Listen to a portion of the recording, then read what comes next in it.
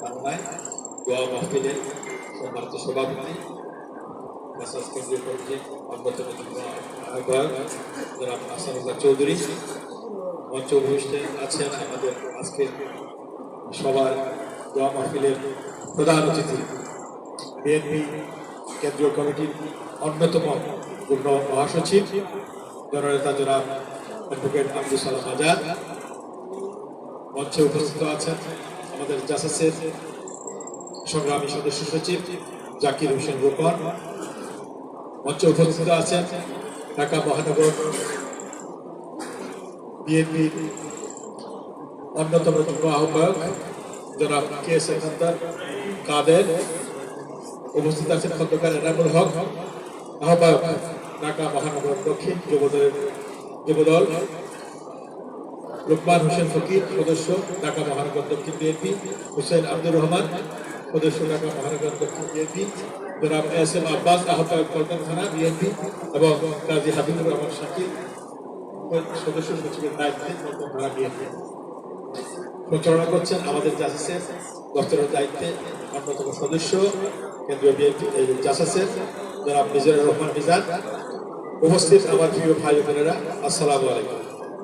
বন্ধুগণ, আজকে আমরা কর্মী সম্মেলন করার কথা ছিল, কিন্তু আমরা আমাদের মা, আমাদের সকলের প্রিয় বাংলাদেশের এখন পুরো বাংলাদেশের অভিভাবক, যার কথা বাংলাদেশে এখন চলে, যার কথা সবাই শ্রদ্ধার সাথে মানে, দলমত নির্বিশেষে, বাংলাদেশের সর্বকালের সর্বশ্রেষ্ঠ একজন জনপ্রিয় নেত্রী তিনি ইতিমধ্যে হয়েছেন। আপনারা দেখতে পেয়েছেন, তার জন্য মানুষ কাঁদছে, দল করে না, কোনো দল করে না, বিরোধী দল করে, তারাও কিন্তু কাঁদছে তার জন্য। তিনি এত পবিত্র একজন মানুষ, তাকে 6 বছর কারা নির্যাতন দিয়েছিল এই যারা স্বৈর শাসক শেখ হাসিনার নেতৃত্বে। তাদের কি তারা যে বেআইনি ভাবে মিথ্যা ভাবে তাকে যে অত্যাচার করেছে, তিলে তিলে তাকে মৃত্যুর জন্য লড়াই করতে হয়েছে। আজকে তিনি মৃত্যুর সাথে ফাঁদা লড়ছেন। তার কি আপনারা চান না যে বিচার হোক? যারা বিষ মিশিয়েছে ইনশাআল্লাহ বাংলাদেশের মাটিতে তাদেরকে ইন্টারপোলের মাধ্যমে, আইনের মাধ্যমে আমরা নিয়ে আসবো এই দুষ্কৃতিকারীকে, এবং বিচার ইনশাআল্লাহ আমাদের নেত্রী দেখবেন, তাদের সর্বোচ্চ শাস্তি ফাঁসিতে ঝুলাবো ওদেরকে। তিনি দেখবেন, তাহলে তিনি শান্তি পাবেন। আমরা চাই তিনি বাংলাদেশে প্রধানমন্ত্রী 3 বার হয়েছে, ইনশাআল্লাহ আরো শ্রদ্ধার যে জায়গা আছে, বাংলাদেশের রাষ্ট্রপতি, প্রথম নারী রাষ্ট্রপতি হিসাবে আমরা তাকে দেখতে চাই। ইনশাআল্লাহ তিনি সুস্থ হয়ে ফিরে আসবেন আমাদের সাথে। আমরা সবাই দোয়া করবো, দোয়া কিছু নেই। আপনারা সবাই জানেন তিনি আগামীকাল ভোরবেলা মনে হয় খুব সম্ভবত উনি একটা এয়ার অ্যাম্বুলেন্সের মাধ্যমে যাবেন। আমাদের দলের ভারপ্রাপ্ত চেয়ারম্যান, আমাদের দলের ভারপ্রাপ্ত চেয়ারম্যানের স্ত্রী ডক্টর জুবাইদুর রহমানও আসছেন। তিনি আসবেন, রানা দিয়ে দিচ্ছেন ইতিমধ্যে, তিনি আসছেন এবং ওই কাতার থেকে যে অ্যাম্বুলেন্স আসবে, এয়ার অ্যাম্বুলেন্স, এটা করে তিনি আসবেন, তিনি সাথে করে নিয়ে যাবেন।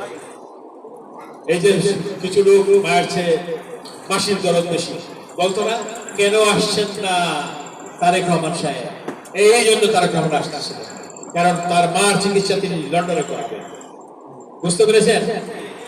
ইতিমধ্যে দেশ বিদেশ থেকে ডাক্তাররা আসছে, তারা বলছে যে তিনি এখন যাওয়ার মতো, তাকে এখন অ্যাম্বুলেন্সের মাধ্যমে বিদেশে নেওয়া যাবে, সেজন্য উনি যাচ্ছেন।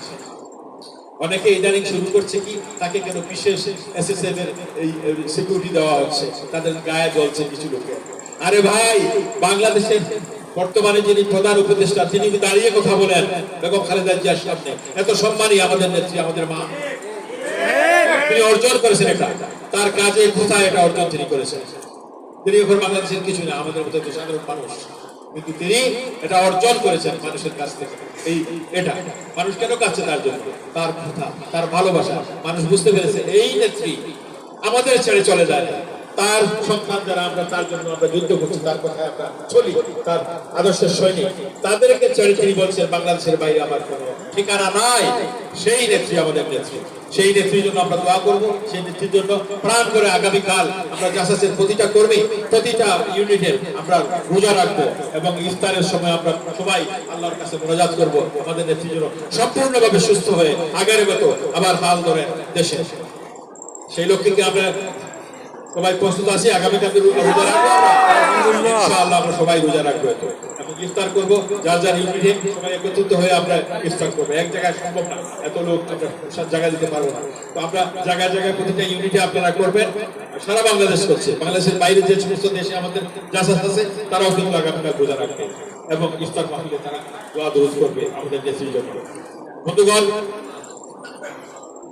আমরা এই যে কর্মী সম্মেলন করার কথা ছিল, আমরা এটা করবো কারণ পল্টন থানা অত্যন্ত একটা গুরুত্বপূর্ণ জায়গা। এখানে আমাদের মূল যে দলের যে অফিস এখানেই আছে, এখানেই আমরা বড় বড় মিছিল মিটিং আমরা করে থাকি, পল্টন থেকে শুরু হয়। সেই জন্য এখানকার যে কমিটি, এটা আমরা চাইবো একটা শক্তিশালী একটা কমিটি হবে, যে কমিটি হবে যারা গত 16-17 বছর যারা সংগ্রামী ছিল, আমাদের সাথে মাঠে ছিল, তারা ফ্রন্টে থাকবে। নতুন লোক আসবে যারা শরীরের সাথে ছিল না, তারা আসতে পারে কিন্তু তারা কিন্তু ড্রাইভিং সিটে বসতে পারবে না এই মুহূর্তে। সেই জন্য আমাদের উপরে আপনারা বিশ্বাস রাখেন, সবাই আপনারা